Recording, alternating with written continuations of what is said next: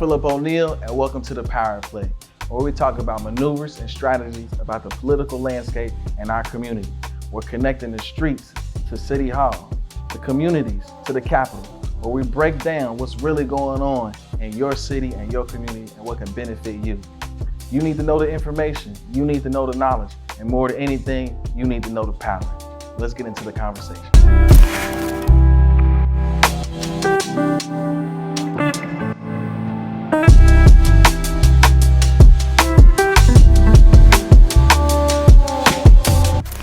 All right, welcome to our next episode of The Power Play. I'm Phillip O'Neal, your host, and we have the illustrious, the king, the Moses of himself. I don't even know how to describe it, but we have the original himself, Pastor Damon Lynch Jr. Sir, it is a pleasure and an honor to have you here. Well, it's a pleasure and an honor to be with you. Yes, sir. Yes, sir. Yes, sir. So, Pastor Lynch, if you look back, how old are you, sir, now? I'll be 86 January the 13th, which 86. is about a month and a half away. Wow. 86. 86. And you've been around for quite some time and seen a lot of different things.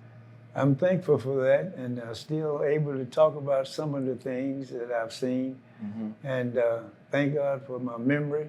Yeah. Still pretty fair. Yes, sir. And so I just retired. For the second time. I was going to say for the second time. The second time. And I told him I'm not going to retire no more. Right. This is going to be it. So if you can't get the right guy now, don't call me no more. Don't call you no more. So we're praying for the new guy. Right. We pray that everything goes well. Yeah, and he looks like he's doing a good job. That's good. That's good. Now, your longevity and consistency is highly praised. I know I talked to my brother about that, who's a pastor, you know. And I'm like, why don't you call Pastor Lynch and lead over here? I mean, he did it how long did you pastor for? 55 years. 55 years. I'm number 3 on the list in Black Cincinnati. Wow. Reverend Page, around the corner here, 66 years. Then there was a guy out in Woodlawn, Ohio, Reverend Benson, 58 years. Wow. And I got 55. Right. And unfortunately, sometimes you see pastors, you don't see them retire. Sometimes they pass on. And then the next one comes in line. So for you to be able to pastor 55 years and then retire on your own. I appreciate that. I mean, that's amazing, Pastor. That is truly a feat. High praise for you, for sure. Thank you. So, you know, what was, you grew up from Cincinnati, right? No, I'm from Georgia. I came here when I was 10. Okay. And the family moved here when I was 10. My father came because his sister was already up here and she had a chicken farm. And she called him and told him to come up, take a look around and help her with her chickens out in Lincoln Heights. Okay. And so then he came up and he liked it. So he asked my mother, did she want to go? And she said, yeah. And she had been what we call a rural school teacher.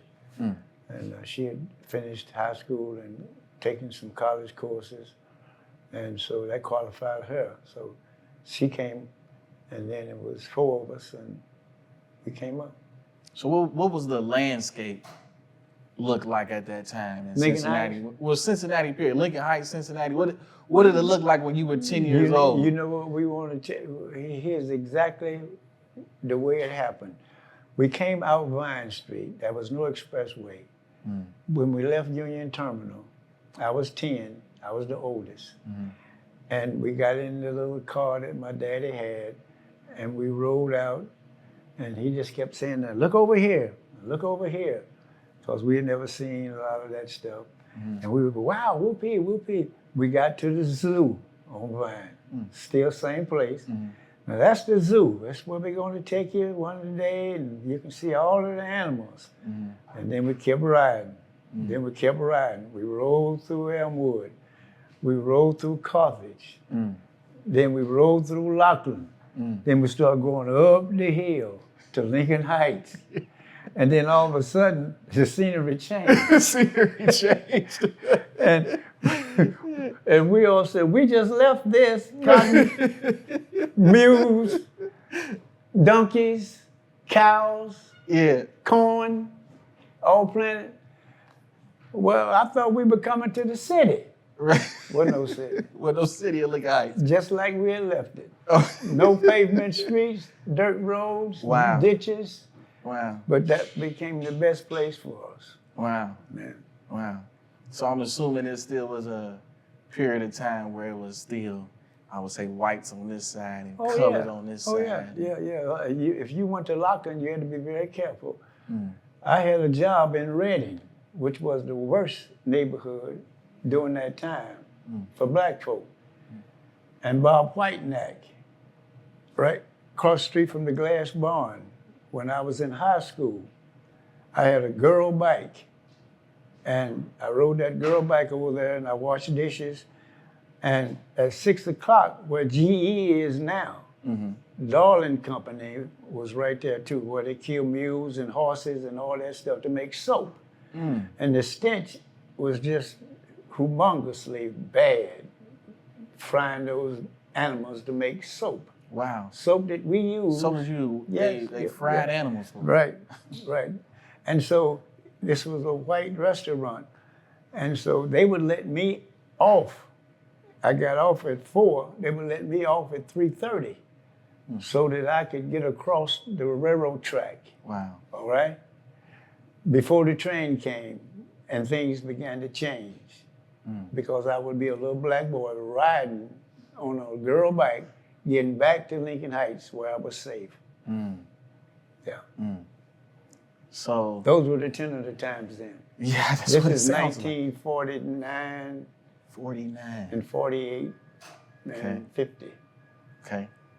So then growing up, I would say a teenager here, and like when did like your heart maybe kind of change on, like maybe I need to be out in the front kind of leading some of these efforts? Oh, that happened after high school, Marine Corps, and back home.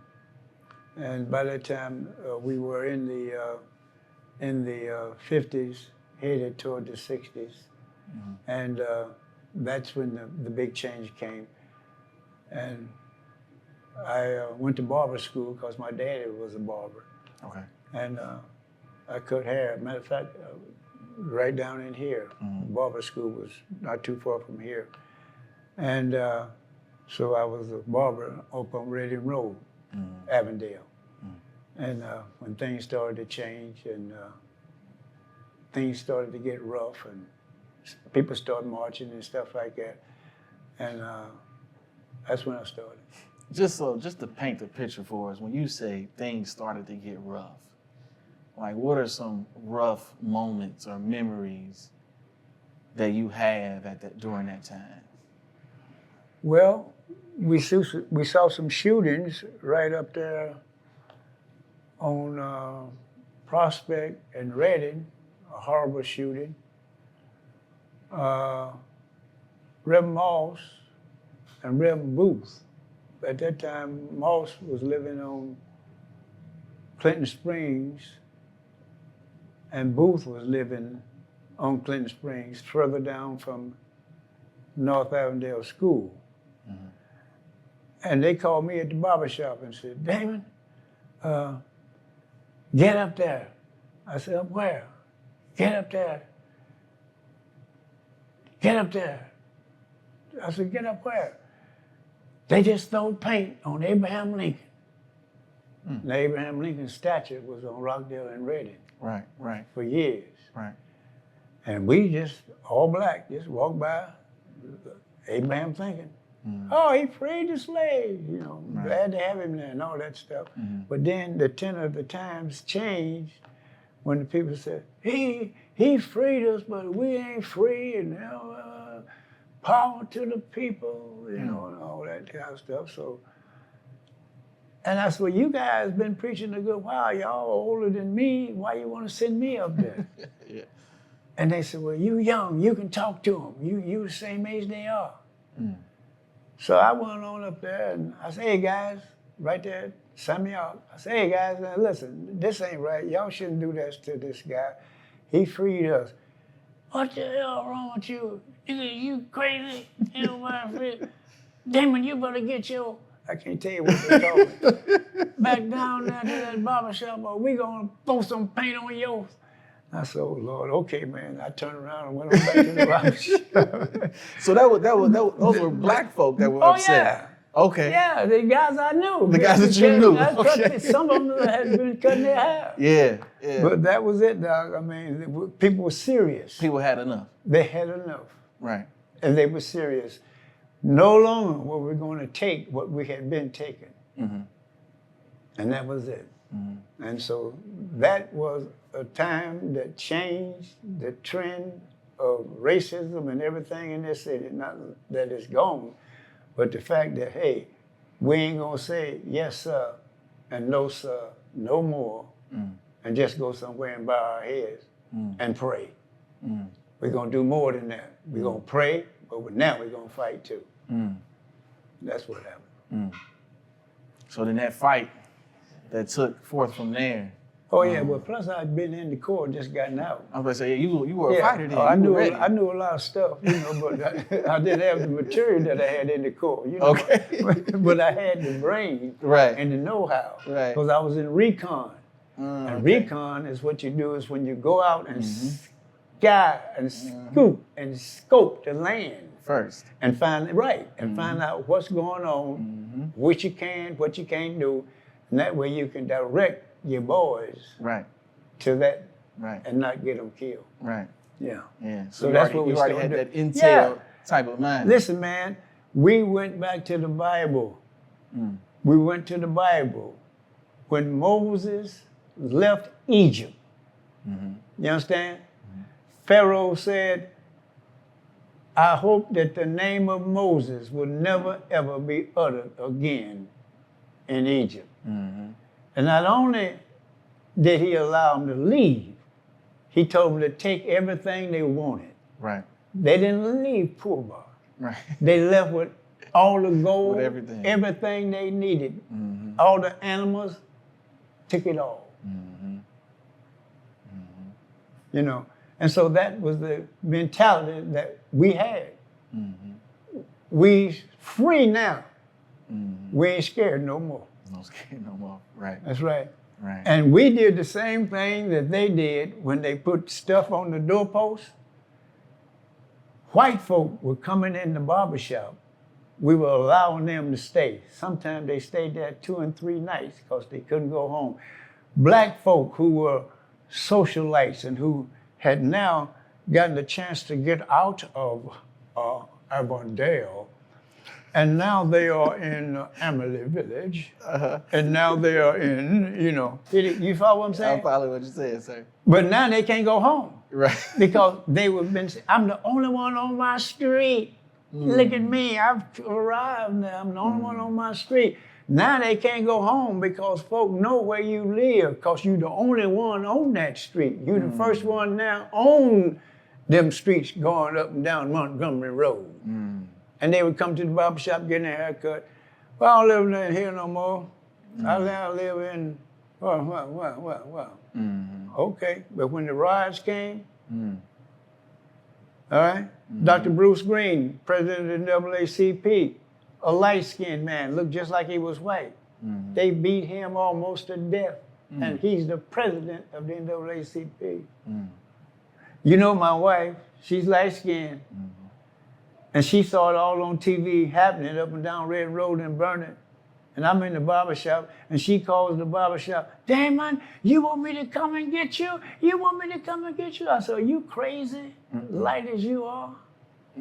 I don't want you driving up here to get me to do nothing. We stayed right there in Avondale. Right. I mean, North Avondale, just moved there on Parker Place, off of Mitchell. Right. That's the way it was then. But I could go on and on and on. Well, that's the stories that we want to hear. I mean, because, you know, I mean, it's 2024, about to be 2025, and, you know, people think something like, oh, that happened so long ago. But we're only a few days still removed from certain racism, certain barriers, you know. I mean, they're still trying to with redlining, with the highways. Like you said before, the highways weren't there when you first got here. But then 75 and 71 showed up, and for example, they took my daddy house in Evanston. You know, you know, so how things unfolded, you know, people need to know the history. Yeah. You know, and that's one of the major things why I wanted to bring you on, so you could share some of that history, so you could share some of these stories. Yeah. You know. Well, you take my wife went to Walnut Hills, and she lived up on Trimble, and they used to kill me by talking about, yes, we're going down here, and we're going to bowl. We're going to bowling alley. They went down there in Norwood, across the track, right across the track. The bowling alley was down there. Yeah, right. They went down there, and the wife ran them back across the track to Evanston. Can I get a witness? Yes. Come on, man. And I used to walk from Lincoln Heights to see her on Trimble. You used to walk from Lincoln Heights to Listen, Trimble? I love the boy. And plus I was a Marine, just gotten out, and I'd be singing the Marine Corps hymn from the halls of Montezuma. Sometimes my guys would give me a ride, you know, but most of the time I was walking. Right. I had to go see her. You had to go see her. And the reason that for that is now, since then, full-time, 65 years, Wow. full-time and uninterrupted. Praise the Lord. You see, you're right, praise the Lord. You know, I got people now, I'm married Phillip, and they'll call me up about 2 months later. Hi, Reverend Lynch.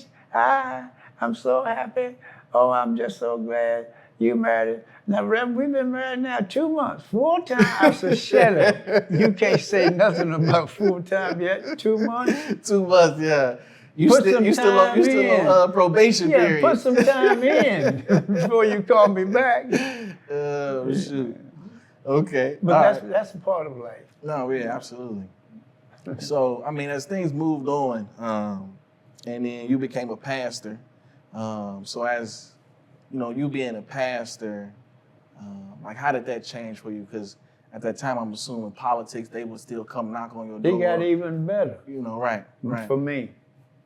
And because not only did I become a pastor, I was led and came up during the time when the church, for the second time in history, rose up like never before. You know, we were praying, but yet we were fighting at the same time. Just like the church in the Bible, when it was time to go, we went. And we had leaders who, for the first time in history, that were not afraid to do what needed to be done.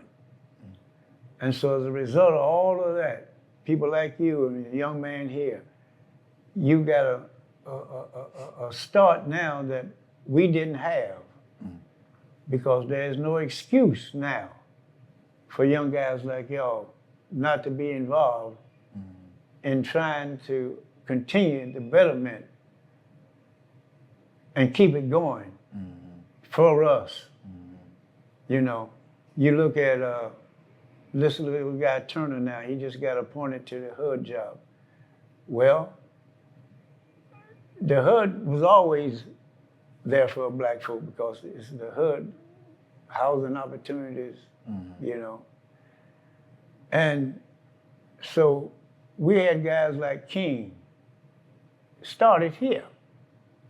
If it hadn't been for Booth, King never would have gotten the mic. But when King got the mic, that opened up the doors for everybody else. Reverend L.B. Booth gave King the mic. Because the other side, well, we're going too fast and let's don't upset these white folk. Those were the kind of preachers that we had. Remember, God is going to take care of everything and stuff like that. And God was taking through everything and taking through everything. What did he think he took through Moses? We just talked about that. Right. And then when Joshua came up, Joshua would say, hey, man, I got your thing now. You know, he's gone, but I'm here. Right. And so And that's the way it all went. It was always about getting somebody to listen to what the Lord had said about how he wanted his people treated, all of his people. And so finally, that was it. Now back in the old days, you know, back in the 20s and the early 1900s and stuff like that, and the middle of 1900s, we had some blacks out there doing great stuff, like the Underground Railroad. That lady wasn't taking no junk. Right. She had a pistol and said, I will shoot you if you don't get your black so-and-so up and let's get out of here. Right. And she shot a few of them. All right? Right. And the reason we got Underground Railroad is the Ku Klux Klan every year would come here. And in spite of the fact they were told not to come, the police would go down and they would just look at them, raise holy hell on the square. And whenever you got a public square in your city, that's where people congregate. That's supposed to be the warm place, the place where we can all go because it's for us, the public who live in Cincinnati. And for years, when they came, folk were scared to go down. They'd run around and drink and carry their torches and all that, and their hoods. And finally, somebody said one day, and I was with them, let's go down there and challenge them. And we went down and challenged them, and all hell broke loose. And they ain't been back since. And one white guy in that group, I'll give you his name in a minute, he said, Damon, you know what? I said, what? He said, this is a shame right here in Cincinnati at the public square. Cincinnati, the Underground Railroad came through here. And when he said that, the light bulb went on in that crowd. And from that point on, the Jewish rabbis got together. Your daddy had one of the best, you ought to remember him too, one of the best Jewish rabbi friends and his wife that anybody could ever have. They loved Rousseau O'Neal and Rousseau O'Neal loved them. Is Rabbi Goldman? You were big enough to remember that. Yes, sir. No, yes, sir. See that? Yes, that's sir. What you're right. That's what you you were big enough to remember that. Yes, sir. Yes, Do you know why North Avondale stayed the way that it was when blacks started moving in? I heard somebody talking about redlining in here, I think a while ago, but redlining, we didn't play that in North Avondale. You come through here and talk about letting a white guy sit in here and act like he wanted to buy the house and all that. Wasn't nothing like that going on. You carry that to Bond Hill. Don't bring that up in here in North Avondale because we want to keep it just like it is. Right. And by saying that with the Jewish rabbis and the synagogues coming together, Hebrew Union College, Jewish Institute of Religion, which is now, I'm so sorry, is no more. The oldest rabbinical school in the world, right here in Cincinnati, is no more. So all those things are the reason that Cincinnati became a much better place to live, and North Avondale became the most integrated neighborhood at one time in the United States because people wouldn't move. The signs didn't go up in North Avondale when blacks moved in. Folks stood and stayed there. On both sides of the street, Reading Road and the other side. And so, but it took some strength. It took somebody to say, we ain't gonna move, we ain't gonna take it no more, I'm tired of this, and we ain't gonna take it no more. So that was it. Yeah, you talked about some people like King. For people to know, you would directly talk about Martin Luther King, correct? Right. And so characters like that who people just read now in the book have no idea that, you know, Cincinnati was such an integral place for those people. Even so much like Fred Shuttlesworth, you said we were talking for a little bit there. So people don't know, some people have no idea who, unfortunately, who Reverend Fred Shuttlesworth is, but, you know, he was a key integral piece when all that was going on, all that battle and all that fight was going on. That's right. You know, so you even hit about my father there for a second, and because I know growing up when I was a kid, in the house, and you know, I was the one on the hills, and school started at 7:30.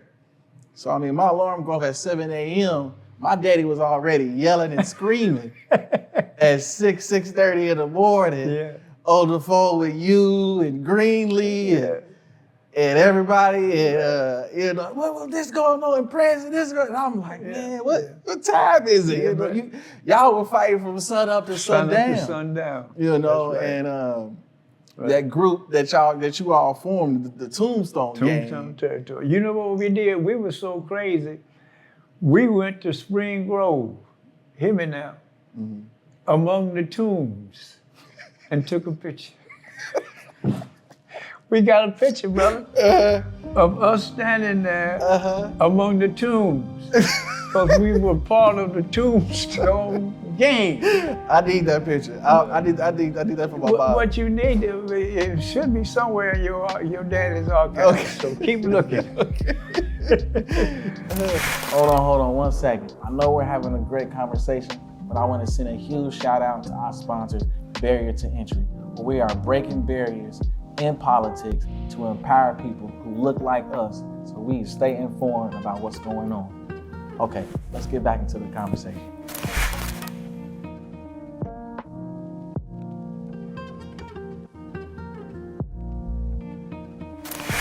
So, and then sometimes it becomes a situation where people can be bought and sold, and so therefore that diminishes the leadership that was out there.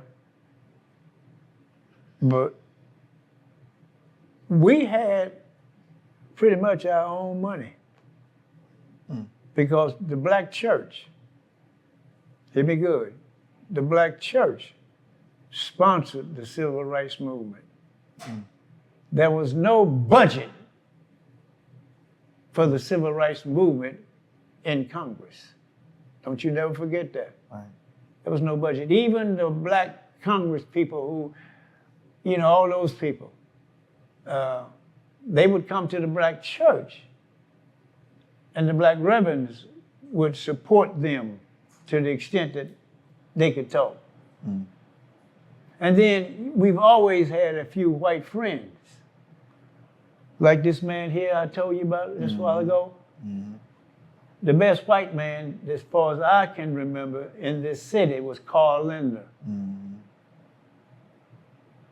Not only was he the richest white man, he had the soul of a godly man all the way through. We helped his sons, much to his chagrin, start Crossroads Church. You follow me? Yes, sir. He didn't want to be part of that. He said, Damon, I'm going to stay right here at Kenwood Baptist. And that's why he was buried, right there at Kenwood Baptist. I was right there on the program. So when you had people like that, you couldn't lose. Because couldn't nobody tell him what to do. Because he had his own money. When you got your own money, you can do a whole lot more. Come on, talk to me, bro. When you got your own money. You got your own money, it's a little different. See, that's what's wrong with us now. We don't have our own nothing much. And we ought to have, at that time, we had it because we had to have it. Right. Lincoln Heights, like I told you at one time, was the largest all-black city in the United States, population-wise. Wow. It became a city in 1946. Right. All right? Yeah. And so, brother, hey, that little place out there had everything we needed. Right. And what's interesting is they just removed the gun range out of there. But yeah, my brother died on the gun range. Wow. Drowned. That's what the lake was. Wow. The day after Easter, Wow. 1977. He drowned right there. And they put a statue up for him, not a statue, but a plaque, I mean, you know, to let him know. Right. Yeah, but you know how long it took to move the gun range? A long time. Long time. And so if you're in a fight, stay in it to win it. And that's why I'm glad that you're here, and your dad will be proud of what you're doing, you know, and your brother, and all of your family. I appreciate that, sir. Because he didn't take no stuff, and your uncle don't take no stuff either. Nah. He definitely don't. He definitely does not. He don't take nothing. Nah, he definitely does You not. understand? Definitely does Yeah. not. And me and your auntie, and we all work together trying to get the store for your other uncle. Yeah. You know, Yeah. so come on, man. Yeah. I mean, you got everything to be proud of, and since you're probably the youngest, they will always be proud of you because you're following, and all of you in your dad's footsteps, because that's how you were raised. Right. You know, so you don't fall away from your raising. Right. So, well, you talking to me and asking me all the questions.